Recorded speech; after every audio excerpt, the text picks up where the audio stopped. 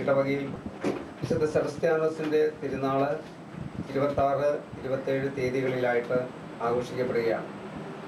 നാനാജാതി മതസ്ഥരായ ഒട്ടനേകം വിശ്വാസികൾ ഈ തിരുനാളിൽ സംബന്ധിക്കുക വളരെ വർഷങ്ങൾക്ക് മുമ്പേ ഉള്ള ഒരു പതിവ് തന്നെയാണ്.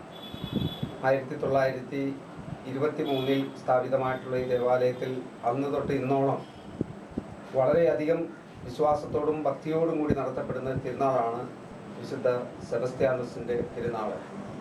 പകർച്ചവ്യാധികളിൽ നിന്ന് മോചനവും പൈശാചികമായിട്ടുള്ള പരീക്ഷകളിൽ നിന്നുള്ള രക്ഷയും പ്രദാനം ചെയ്യാൻ വിശുദ്ധ സെബസ്ത്യാനോസിന് കഴിവുണ്ടെന്ന് പൂർവികർ വിശ്വസിച്ചിരുന്നതിൻ്റെ അടിസ്ഥാനത്തിൽ ഇന്നും ആ വിശ്വാസം തുടർന്നുകൊണ്ട് പോരുകയാണ്.